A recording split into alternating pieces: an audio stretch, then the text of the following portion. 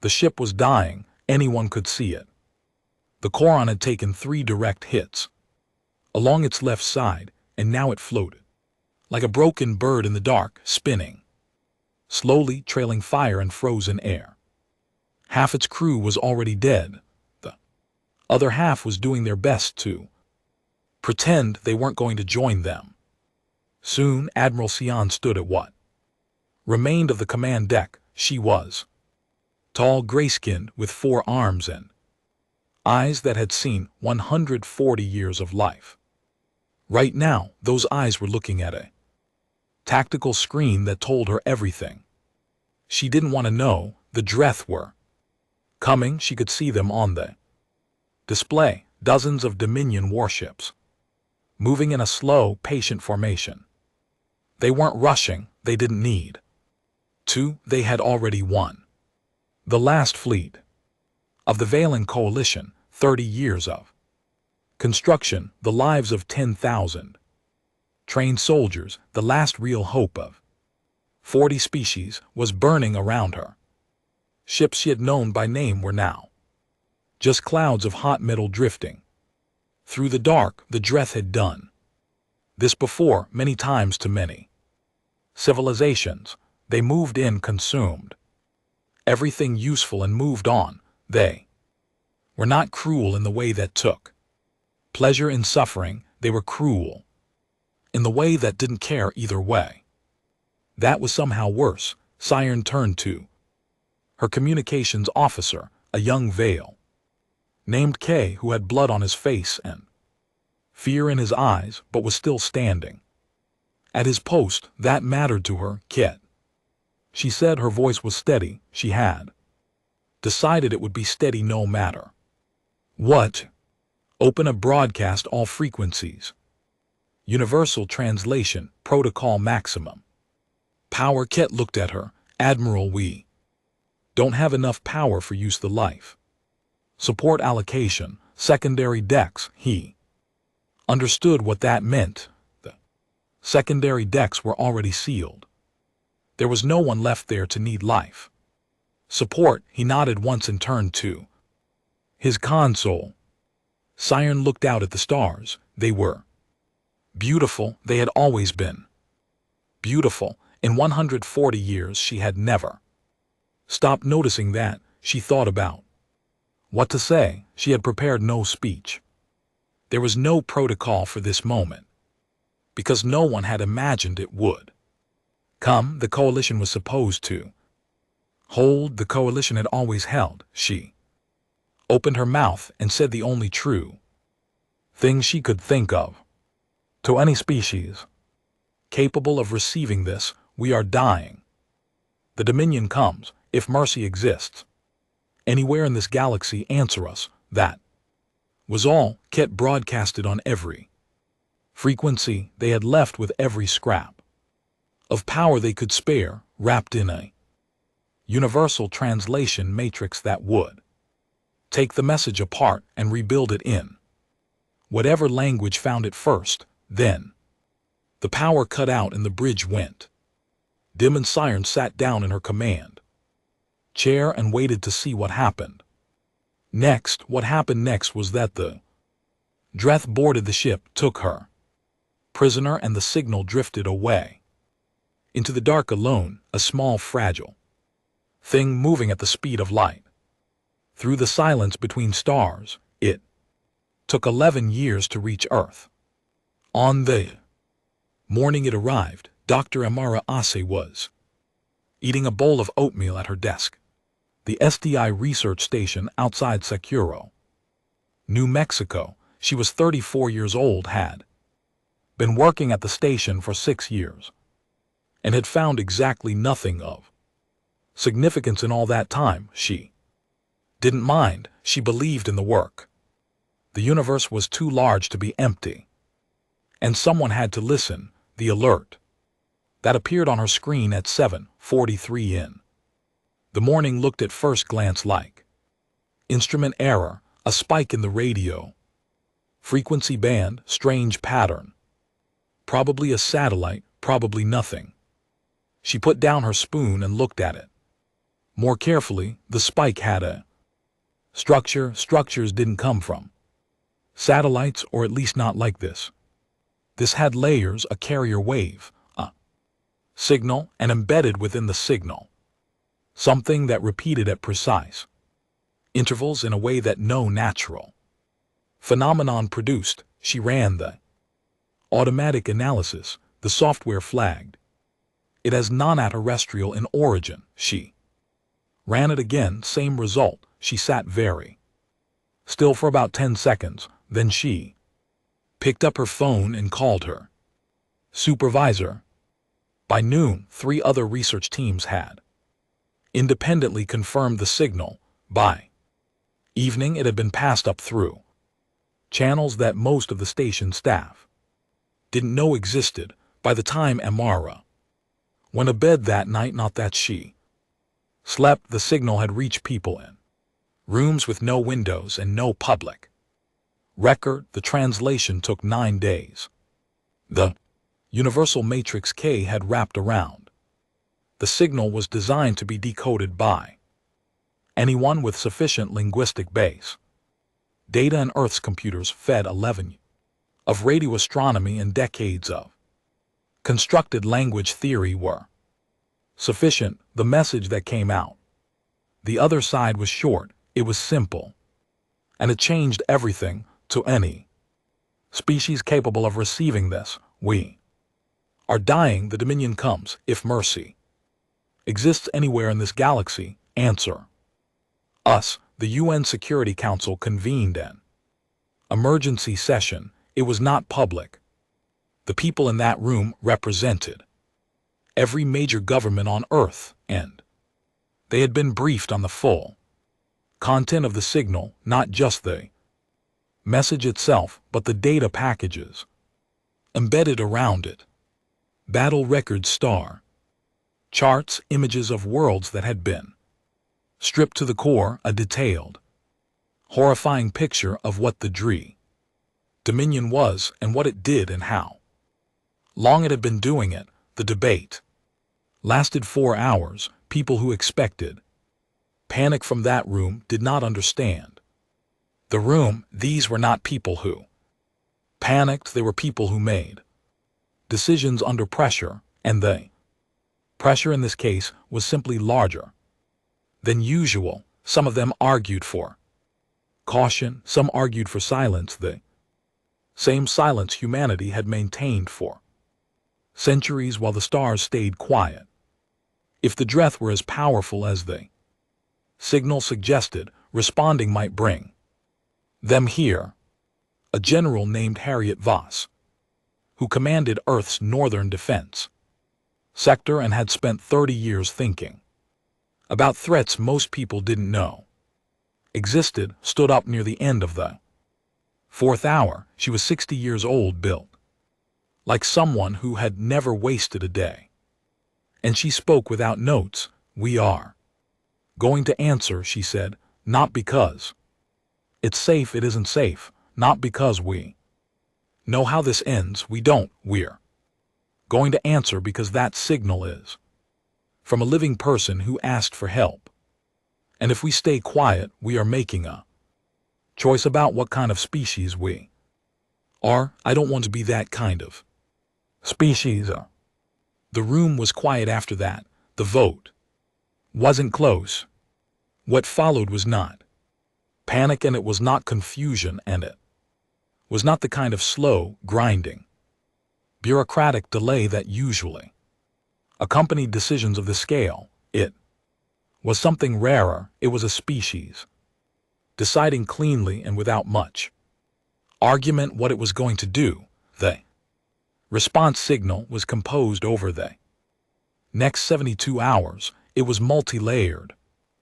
Direct reply to the distress call, a location beacon, and embedded with it both something the signal's recipient would need time to understand, a picture of Earth, a map of the solar system, and a phrase that had been argued over for nearly a full day before someone finally said simply that it should just be honest. We heard you, we are coming. Hold the line.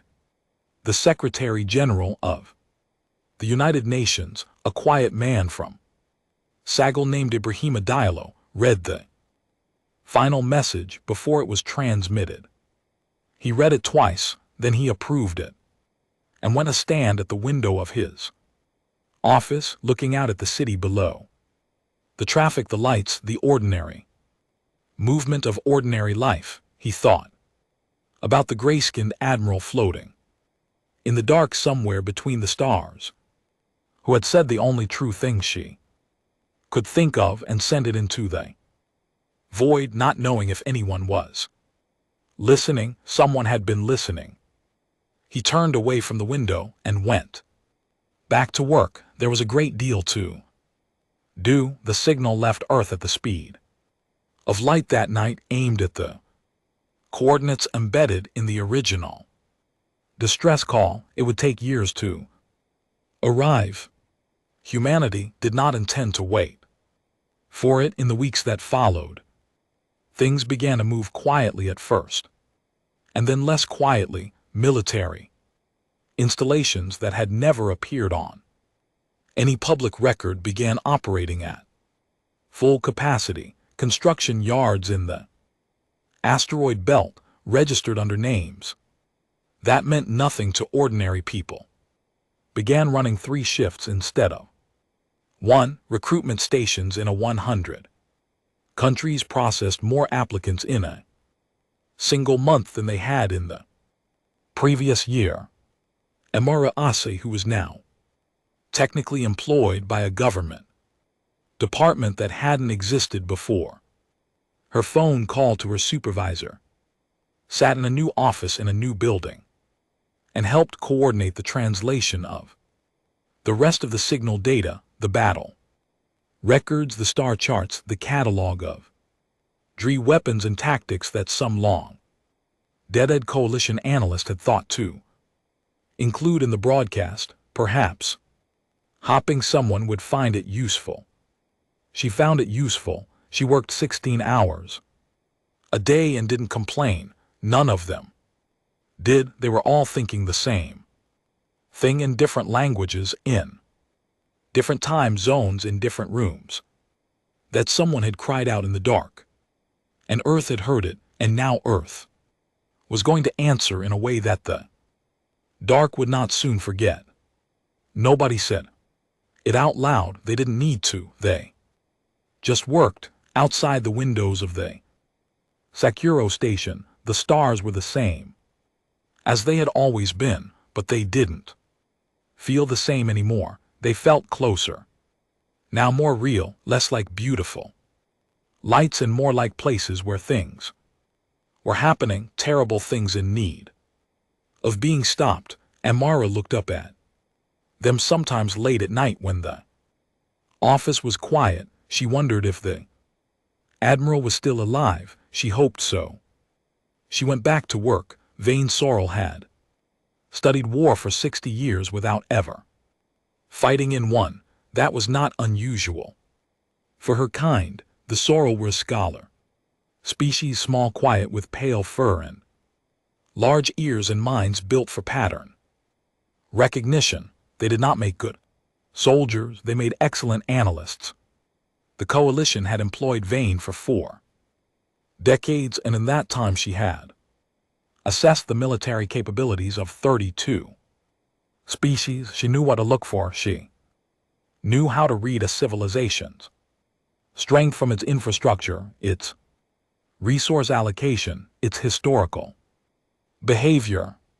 She had never been surprised by what she found until now. The coalition had received Earth's reply signal 14 months ago, in the time since they had managed to get a small unmanned probe close enough to the human solar system to begin passive observation.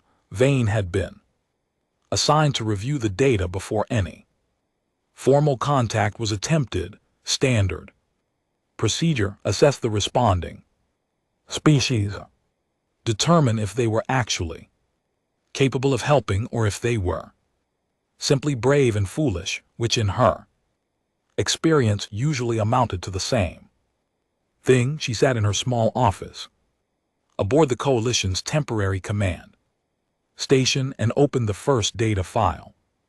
3 hours later, she was still sitting there, but she had stopped taking notes. She was just reading. The humans had a navy, not a small one, not a planetary defense force of the kind that young, space-faring civilizations usually assembled, a handful of armed ships, mostly used for patrol, crewed by people who had trained for emergencies that never came. What the probe data showed was something else entirely.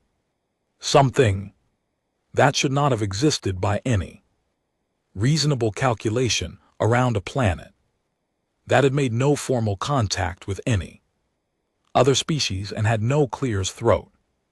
Known external threat, 3,240.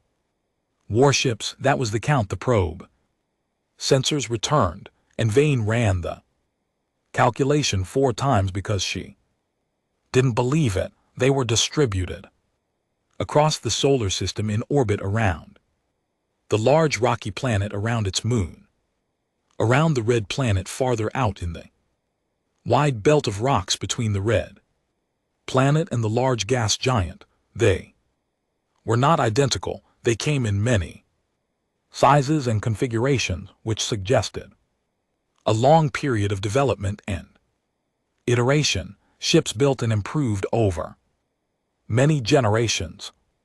They were armed with weapons Vane did not recognize.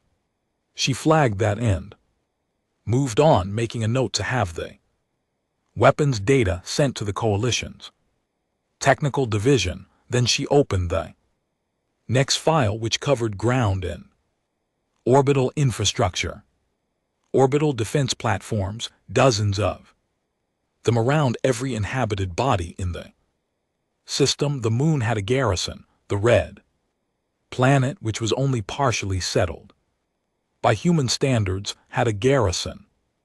There were automated weapons platforms in the asteroid belt that would have given a Dreth advance fleet serious trouble. Vane leaned back in her chair and stared at the ceiling for a moment. She was trying to fit what she was seeing into a framework that made sense. A species built this kind of military in response to a threat. That was how it worked. You saw something dangerous and you prepared for it. But the humans had seen nothing. They had been alone in their solar system as far as anyone knew.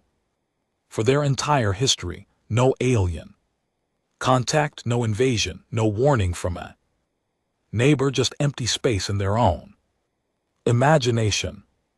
And yet here was the result: 3,000 warships and enough orbital firepower to hold off an assault fleet built by a species that had never fought anyone but itself.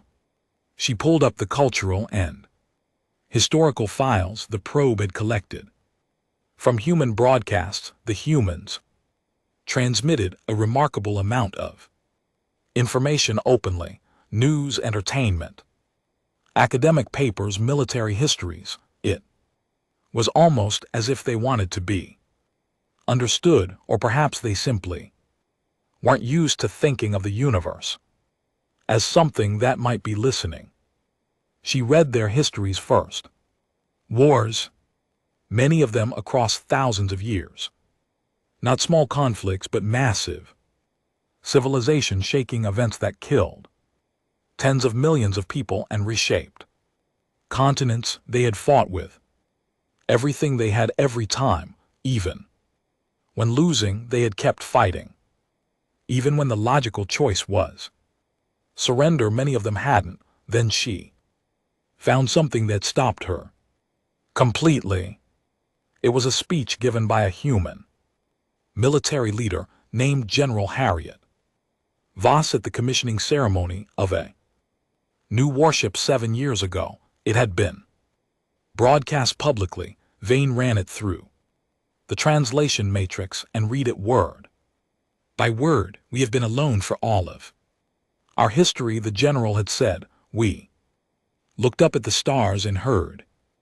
Nothing. Some people found that comforting. I never did. The universe is 14 billion years old. Life has had 14 billion years to develop, to grow, to learn how to want things and take them. We are young, we are new, and somewhere out there something is older than we can imagine and has had 10,000 years to get angry or hungry or simply to decide that it wants what we have. I do not know when it will come. I do not know what form it will take, but I know this. When it comes, I want us to be ready. Not almost ready, not building our defenses while the enemy is already at the door, ready now, ready yesterday. Ready in a way that makes whatever is coming look at us and think twice. Vane read it twice, then she said it aside and looked out the small window of her office at the stars. The humans had not built their military because they saw a threat. They had built it because they understood on some deep and serious level that a threat was possible, that the universe was old enough and large enough that assuming safety was the same as choosing blindness. They had looked at the silence around them, and instead of feeling relief, they had felt suspicion. And then they had gotten to work. She opened the next file, resource allocation, snorts the numbers made her feel slightly unwell. The proportion of human economic output directed toward defense was higher than any non-wartime coalition species she had ever assessed. Not dramatically higher. The humans were not militaristic in the way that consumed a society, but consistently, carefully, stubbornly higher. Year after year, as if some part of the collective human mind had simply decided that this was what you did the same way. You maintained roads or kept food in storage. You maintained your weapons because one day you would need them. Then she found the doctrine files. Humans called it escalation supremacy.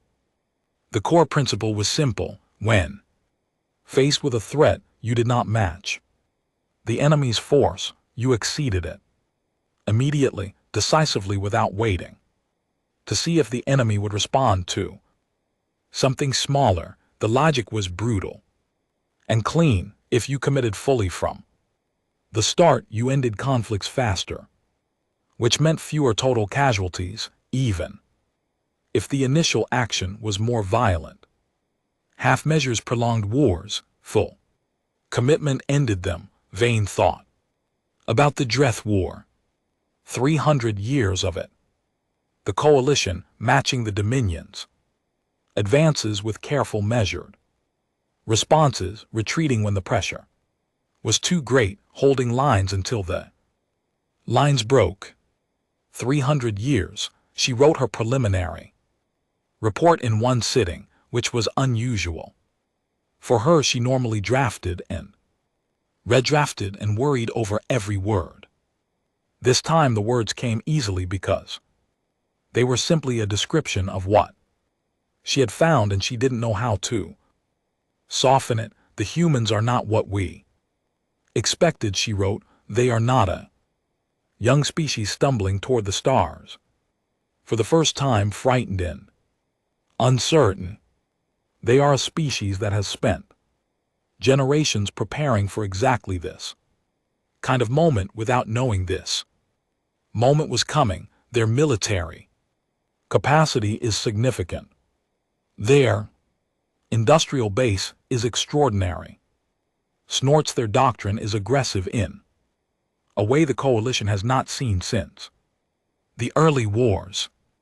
More importantly, and I want to be precise here, they are not aggressive because they are cruel or because they hunger for conquest. The historical record is clear on this point. They are aggressive because they have decided as a civilization that the universe is dangerous and that the correct response to danger is overwhelming preparation.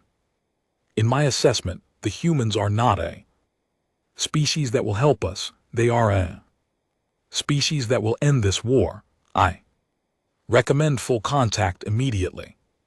She sent the report and then sat quietly. For a while. Outside her window, the stars were the same stars she had always known. Snorts, but she was looking at them differently now, thinking about what it must be like to grow up beneath them alone and look up night after night at all that silence and decide not to be afraid but to be ready. She found that she respected that enormously. A message arrived 2 hours later from Coalition High Command. They had reviewed her preliminary findings. They wanted more detail on the human weapon system. A second message arrived 6 minutes after the first. It was flagged urgent. Coalition long-range sensors had detected something at the edge of the Orion Spur, a movement in space large and coordinated, generating the kind of FTL signature that came from many ships jumping simultaneously. 3,240 ships, give or take. The humans weren't waiting to be formally contacted. They weren't waiting for permission or for a diplomatic exchange or for anyone to tell them where to go or how to get there. They had heard someone crying in the dark and they had answered, and now they were coming, all of them at once. Vane read the sensor report and then did something she almost never did. She smiled. Good, she said quietly to no one in particular. Then she went to find someone who could tell her how long it would take them to arrive. The system called Kathra's Threshold was dying long before the battle started. Its star was old, a swollen, angry red thing that had been slowly expanding for 1,000,000 years and would eventually swallow everything within 50 million km. The planets that remained were scorched and airless. Nothing lived there. Nothing had lived there for a very long time. It was the kind of place you ended up when you had run out of better options. The Coalition had run out of better options. What remained of their fleet, 19 warships, all damaged to some degree, most of them running on partial power, had gathered at Kathra's Threshold because it was the last defensible position between the Dreth advance fleet and the next inhabited Coalition system. The math was simple and terrible. If the Dominion broke through here, they would reach Vion within 2 weeks. Varian had a population of 800 million. Commander Russell, who had taken charge after the Admiral's capture, looked at his tactical display and saw no good options. He was a young commander for his position, only 60 years into his service career, and he was very aware that the choices he made in the next few hours would determine whether 800 million people lived or died. He had 11 functional weapons platforms and a crew that hadn't slept properly in 4 days. He was standing at his display, working through defensive formations that all had the same problem, not enough ships, when his sensor officer made a sound. Not a word, just a sound, a short, sharp intake of breath that meant something was happening on the screens. Russell looked up. The jump signatures appeared all at once, hundreds of them. Then more still, rippling across his sensor display in a cascade that went on for nearly 20 seconds. He had never seen anything like it. FTL jumps were usually staggered ships, arriving in sequence, reorienting, joining the formation. What he was watching was simultaneous. Thousands of ships dropping out of faster-than-light travel at exactly the same moment within the same volume of Space without collision, without confusion, the coordination required to do that was beyond anything the coalition had ever managed. For a moment, a long, terrible moment, Russell thought it was the Dreth, then his communications console lit up with an incoming signal on the frequency that had been embedded in the original distress call, the frequency that only someone who had received Sion's message would know to use. A voice came through the speakers. It was speaking a language his translator matrix needed a moment to process, and then it came through clean. In standard coalition dialect, calm and clear. Coalition vessels, this is Admiral Kira Solano of the United Earth Navy. We received your distress call. Please transmit your current tactical situation. We're reading an incoming DRE formation on an intercept course, and we'd like to understand what we're walking into. Russell stared at his communications officer. His communications officer stared back. Answer them, Russell said. He transmitted everything: the fleet positions, the Dreth formation data, the weapons assessment, the failure points. In his defensive line, he sent it all in a compressed packet because there wasn't time to do it any other way. The Dreth were 40 minutes out, maybe less. The reply came back in under 3 minutes. Received. Thank you, Commander. Please pull your vessels back to these coordinates. A set of coordinates followed behind the human fleets. Position well out of the projected engagement zone. We'll take it from here. Russell opened his mouth to object. His ships, damaged as they were, should fight. This was their war. These were their people. The DRE were coming for. Then he looked at his sensor display again at the 3,000 human ships arranging themselves between his battered fleet and the incoming Dreth. He watched them move not into neat lines, not into the classical defensive formations the coalition used, but into something else, something layered and interlocking with gaps that seemed wrong, until you looked at them long enough and started to understand that the gaps were deliberate channels, fields of fire, overlapping zones where anything entering would be hit from 3 directions at once. He pulled his ships back. Admiral Kira Solano stood on the bridge of the UEN, relentless, and looked at the DRE formation on her main screen. She was 51 years old, lean and dark-haired, with a face that didn't give much away. She had commanded ships for 20 years and fleet actions for 8. She had studied the Dreth battle data from the coalition signal for months. Every engagement, every tactic, every pattern the Dominion used, she saw what she expected to see: a confident enemy, one that had won so many times it had stopped imagining that things could go differently. She had 45 seconds of quiet before the Dreth came into weapons range. She used them to look at her fleet disposition one last time, check 3 specific coordinates she had flagged during the approach, and take a single slow breath. Then she opened the fleet-wide channel. All ships combat formation Delta 7. We are going in. Fire at will on my mark. She paused for exactly 2 seconds. Mark. The Dreth fleet commander, a being that had no name in any coalition language, only a designation, saw the human ships begin to move and process the information with the cold efficiency its kind had always used. New species unknown configuration. The response was standard: analyze, categorize, neutralize.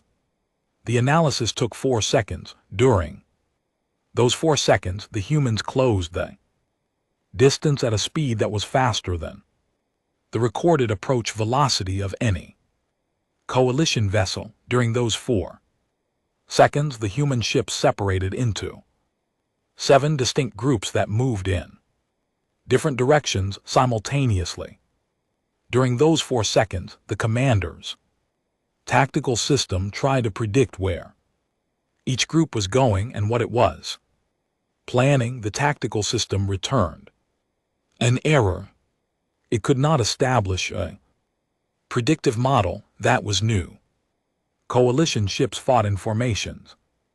You could map a formation, predict its behavior, counter it. These ships were not in a formation, snorts. They were in something that looked like chaos, until you realized 3 seconds too late that the chaos had a geometry. Each group of human ships was angling toward a different part of the Dree fleet simultaneously, not the weapons, the connections, the communications relays, the fuel distribution nodes, the repair vessels that sat behind the main line. The humans were not trying to kill the Dreth fleet, they were trying to cut it apart. The first human weapons fire hit the Dreth formation before the commander had finished processing this, and it hit from 4 directions at once because 4 groups of human ships had reached their positions at the same moment, which should not have been possible given their starting coordinates, and the commander's tactical system flagged this as a calculation error and then flagged it again and then stopped flagging it because the hits kept coming and there were more important things to process. The Dreth returned fire. They were good at returning fire. They hit human ships, and human ships broke apart, and the commander expected from 3 centuries of experience to see the surviving ships pull back, regroup, reassess. The surviving ships accelerated. This was not in any behavioral model the commander possessed. Ships that took losses slowed down. They reassessed. They did not push forward faster, as if the destruction of their allies had made them angry rather than cautious. Anger was not a military strategy. The commander began to issue orders for a counter-maneuver. Before the orders completed, a third of its fleet had lost communications with the command ship because the human ships that had seemed to be out of position had not been out of position. They had been cutting the communication lines. Russell watched from the coordinates he had been given, and he watched with his entire senior staff standing behind him in silence because none of them had words for what they were seeing.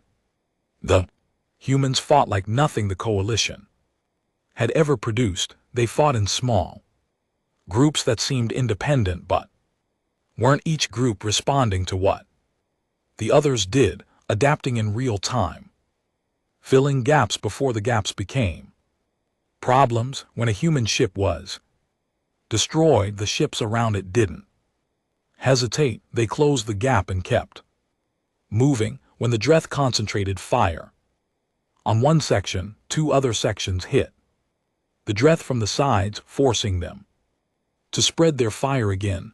The battle lasted 53 minutes. At the end of it, the Dreth advanced fleet, which had destroyed 19 coalition warships in the previous engagement, was in full retreat, not an organized withdrawal. Retreat. Ships breaking formation, moving in different directions, trying to get away from something that had not stopped hurting them for nearly an hour and showed no sign of intention to stop. The human ships did not chase them.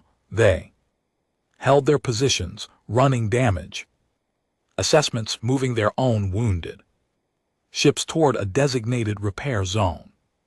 Then Admiral Solano's voice came over the shared communication frequency. Again, the same calm, even voice that had spoken 45 seconds before the battle started. Coalition Command, this is Admiral Solano. The immediate threat is neutralized. We'll need your coordinates for a full tactical integration. Briefing, a brief pause, and someone. Find me the admiral who sent that. Distress call, I'd like to buy her a drink. Russell realized his mouth was open. He closed it. His sensor officer, a veteran of 30 years who had seen most things that were worth seeing, turned from her console and looked at him with an expression he had never seen on her face before. Commander, she said quietly, I think we're going to be all right. Russell looked at the sensor display, at the retreating Dreth, at the steady, organized human fleet, at the shape of a battle that should have gone the other way and hadn't. Yes, he said. He sounded slightly stunned.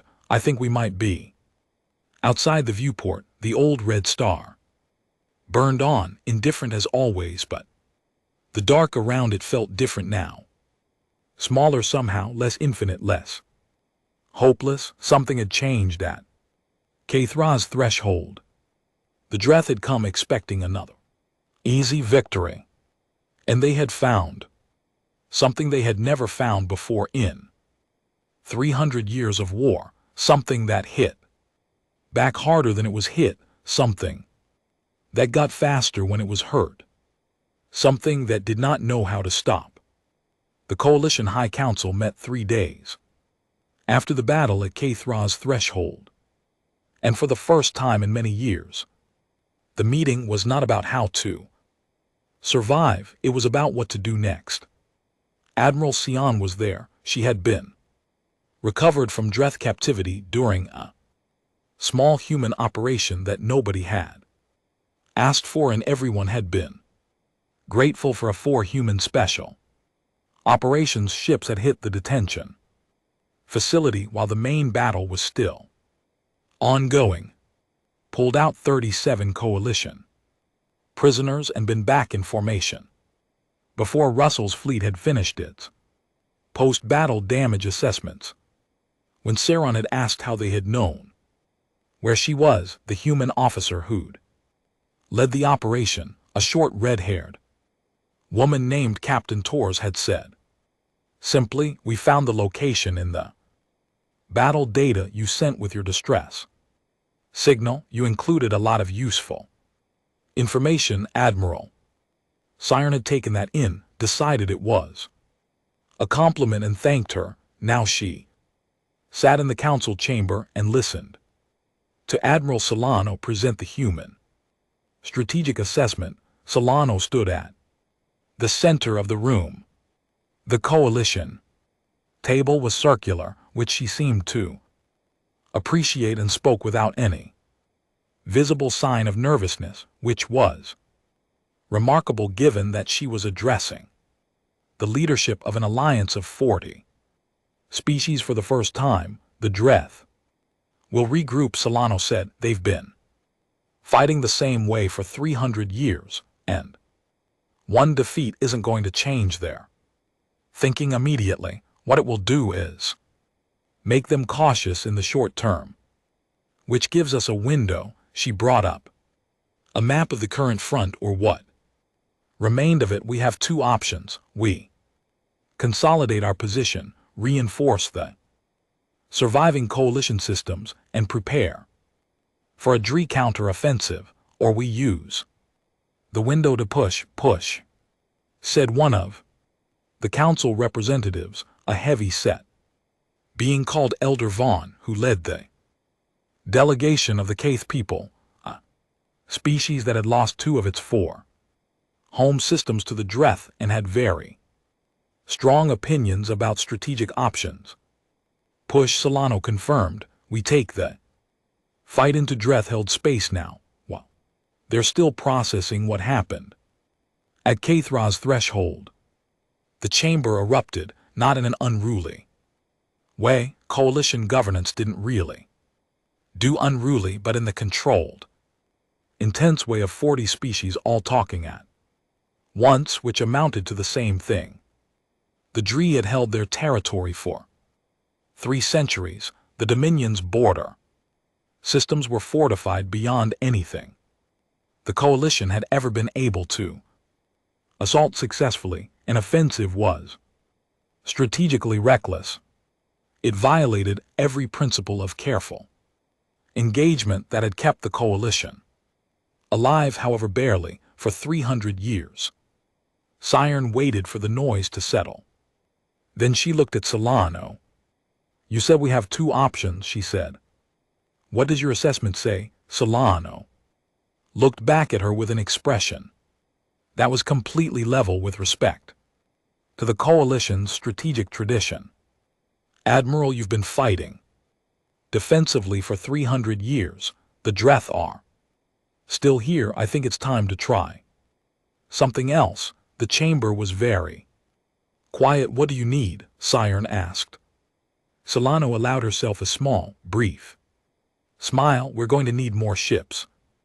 The second human fleet arrived 3 weeks later. Russell was there when it jumped in, and even knowing it was coming, Solano had briefed him.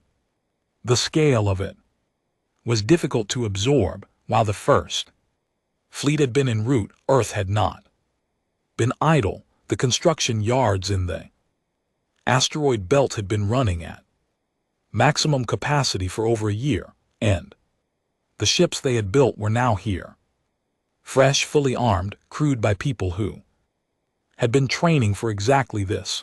The total human force now numbered just over 5,000 warships.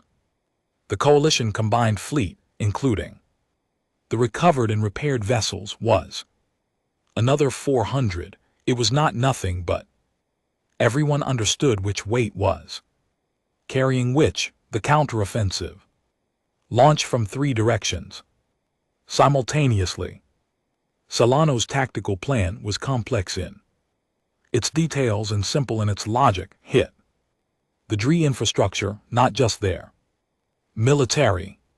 The Dominion operated as a system, consuming resources from conquered worlds and channeling them into war production. Disrupt the channels and the production slow. The production and the military weakened the military, and you could engage it on more favorable terms.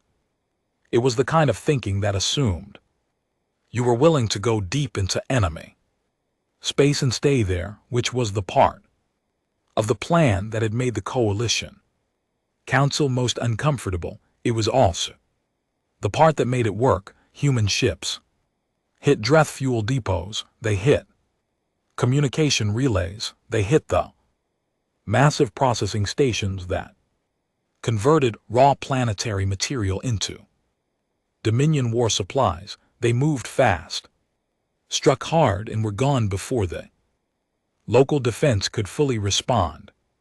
And then they hit somewhere else, and somewhere else after that, in a tempo the Dreth had never had to deal with before.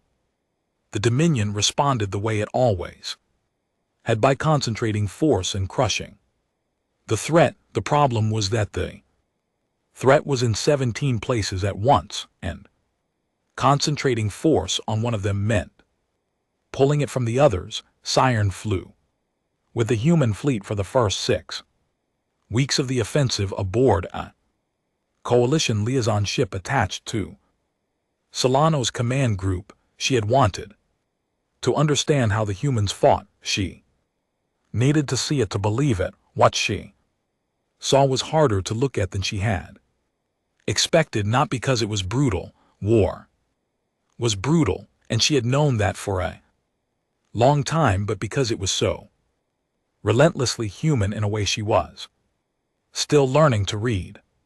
When things went wrong, and things went wrong regularly, because war did not cooperate with any plan, no matter how good the humans didn't freeze, they adapted. A fuel depot was better defended than the intel suggested. The attack group improvised a different approach on the fly, found the weak point and hit it anyway. A Dreth fleet showed up where it wasn't supposed to be. The ships in the area changed what They were doing without waiting for orders, held the Dree's attention for 20 minutes and then got out when support arrived. Twice she saw human commanders make decisions that she was certain in the moment were catastrophic mistakes. Twice she was wrong. They weren't mistakes. They were calculated risks from people who had a better understanding of what they could survive than she had initially given them credit for. She also saw the cost. Human ships were lost, not in great numbers. Solano's doctrine was aggressive, but not reckless, and she spent her forces carefully but steadily. Every week brought losses, funerals that were short and quiet because there was no time for long ones, crew rotations that filled the gaps with people who were younger than they should have been for the positions they were filling. Solano reviewed every casualty report personally every night, and Sean had seen her doing it through the window of the command ship's briefing room, sitting alone at a table, reading, not looking up. She hadn't interrupted. It had seemed like something Solano needed to do alone. The Dree, to their credit, were not stupid. They adapted too slowly, because 300 years of winning had made them conservative, but they adapted. They began using different formation structures. They changed their communication protocols. They pulled their most important infrastructure deeper into their territory, out of easy reach, and then something happened that neither Saron nor Solano had quite anticipated. A Dreth emissary arrived. It came under a flag of communication, an old interstellar convention that even the Dominion observed because some things were useful to everyone. It came alone in a single ship, requesting contact with human command.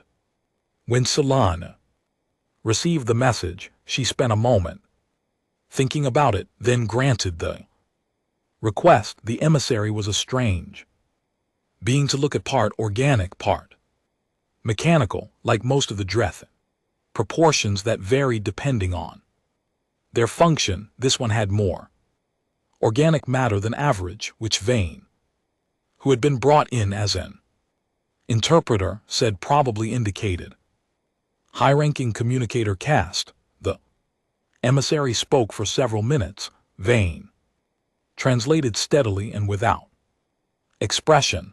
The Dominion was prepared to acknowledge the current military situation. It was prepared to discuss a cessation of active hostilities. It was prepared to make certain territorial concessions to be negotiated in exchange for a withdrawal of human forces from Dreth space. Solano listened to all of it without speaking. When the emissary finished, there was a brief silence. No, Solano said. The emissary processed this. It was not a word the Dominion had heard often. The Dominion is prepared to offer significant concessions. You had 300 years to make peace, Solano said. Her voice was not angry. It was very flat and very certain, like something that had been decided long ago and was simply being stated now. You chose 300 years of war. You destroyed worlds. You killed people who had families and names, and you did it because it was convenient. I'm not interested in concessions. She leaned forward slightly. What I am interested in is this war ending in a way that means it doesn't start again in 50 years. We're going to finish what you started. When we're done, we'll talk about what comes next. The emissary left. Sayre, who had been standing to the side of the room during the entire exchange, looked at Solano for a long moment after the channel closed. That was a significant decision, she said carefully. Yes. Solano agreed. The council will want to discuss it. Yes, Solano agreed again. They can discuss it, it won't change. The answer, she pulled up the tactical display and returned to what she had been doing before the emissary arrived. We have a supply line to hit in Sector 12. I want 2 strike groups on it by morning. Sean looked at her for another moment, then she walked to the other side of the display and started reviewing the Sector 12 data. There was, she had come to understand, very little point in arguing with humans once they had made up their minds. And somewhere deep in Dreth space, something was being transmitted between Dominion systems on a frequency that the Coalition's intercept teams managed to capture and eventually decode. It was a warning. It moved from system to system. Ahead of the human advance, passed from one DRE commander to the next, a single phrase in their own language that the translators worked on for 2 days. Before they got it right, it meant, roughly, the prey has teeth, run, vein. Read the translation, and saved it to her personal records. She thought it was possibly the most significant thing that Dreth had ever said. She forwarded a copy to Solano, who read it, nodded once, and went back to work. The last Dreth command station did not fall in a blaze of fire. It ended quietly, which surprised everyone who had been expecting something more dramatic. The station, a massive structure called the Dominion seat, large enough to hold a small city inside its hull, simply stopped responding to communications. One morning, about 4 months into the deep campaign, human ships surrounded it. They waited. After 6 hours, a single Dreth shuttle emerged, moving slowly, broadcasting the communication convention signal on repeat. Admiral Solano took the surrender aboard the Relentless. She did it without ceremony because there was no ceremony for this, no manual, no tradition to follow. This was the end of a 300-year war accepted by an enemy that had run out of room to run in. A conference room aboard a human warship that smelled of recycled air and machine oil. She signed the documents. The Dreth representatives signed the documents. Vain Sorrow witnessed it on behalf of the Coalition, her handwriting very small and precise in the corner of each page, and then it was over. The news spread across Coalition space in the days that followed, moving from system to system at the speed of communication relays and leaving a strange, stunned silence in its wake. Species that had lived under the shadow of the DRE Dominion for centuries stood in streets and public squares and looked at each other, not quite knowing what to do with the feeling. Relief was too small a word. Disbelief came closer. It had been so long, so many generations had been born and died inside that shadow, that the idea of life outside it was almost too large to hold. On Van, the Coalition world of 800 million that had been next. In the DRE's path there were celebrations that lasted for 3 days. Siren saw footage of it from the bridge of her recovered flagship. She watched it for a long time without speaking. Then she went to write a message to Solano. She spent an hour on it, trying to find the right words, and eventually sent something very short because the right words were too large for sentences. You came when we called. I will not forget it. None of us will. Solano's reply arrived 6 hours later and was equally short. You would have done the same. Siren thought about that for a while. She genuinely wasn't sure it was true. She hoped it was. The politics were complicated, as politics always were. After great events, the Coalition had to be rebuilt, systems that had been lost needed to be resettled, Dreth held.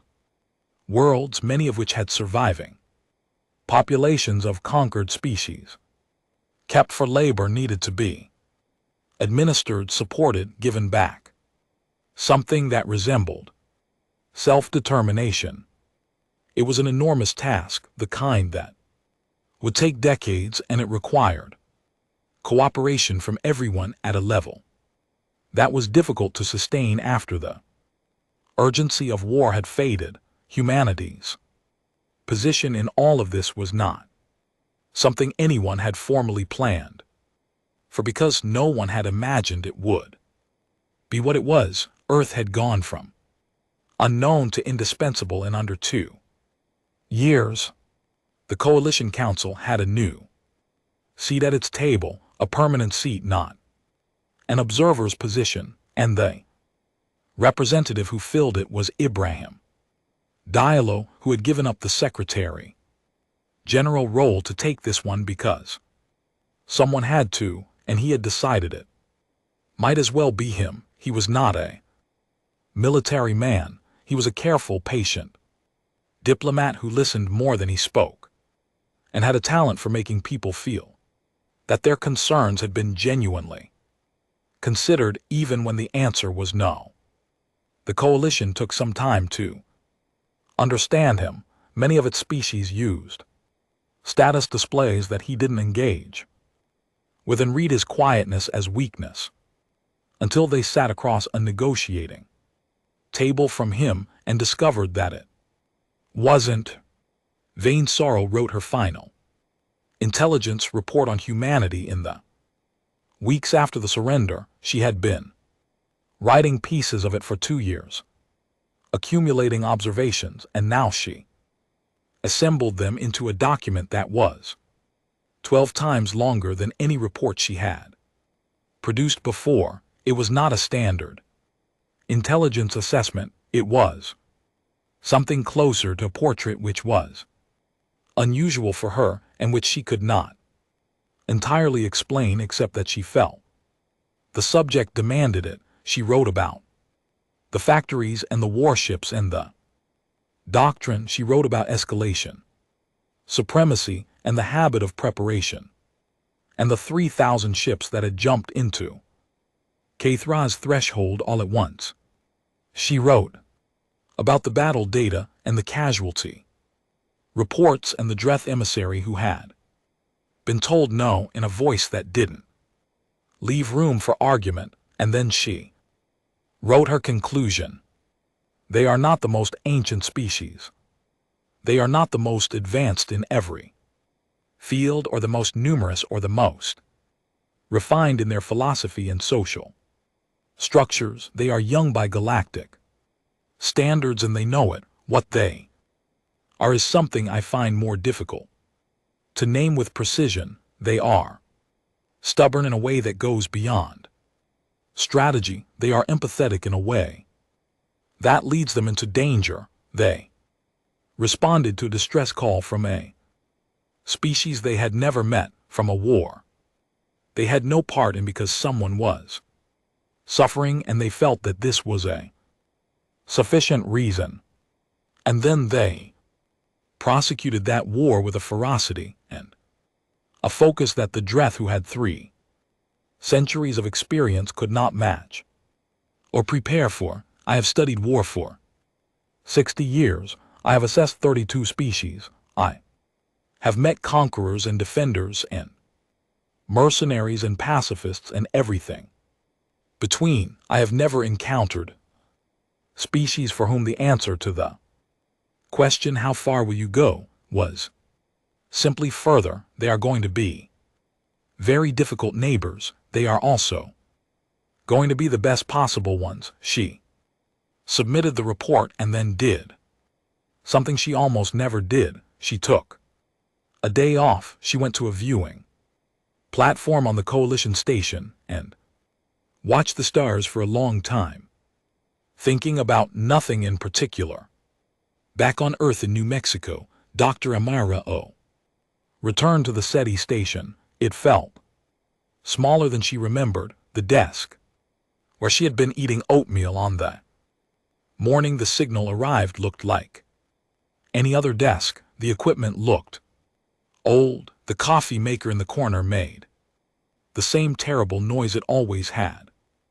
Outside the windows, the desert was quiet and brown and exactly the same.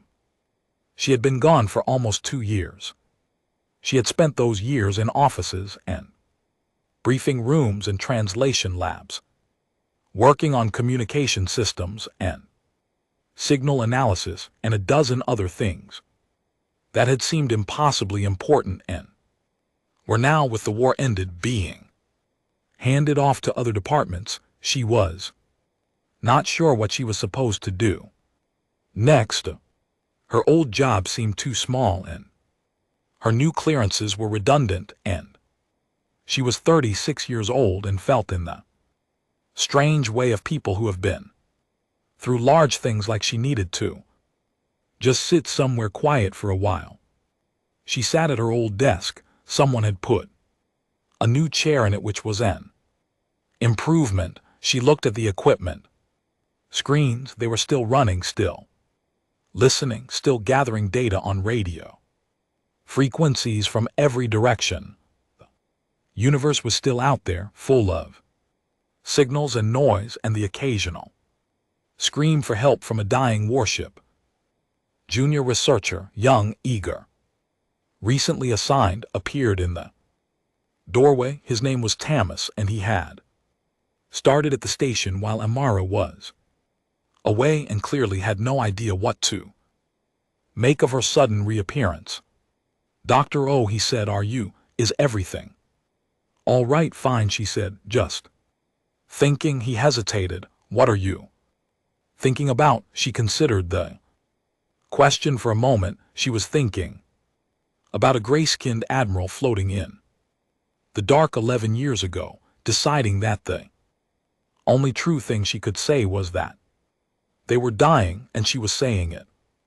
She was thinking about the vote that wasn't close. She was thinking about 5,000 ships jumping into the dark all at once, lit up on someone's sensor screen like a sudden constellation.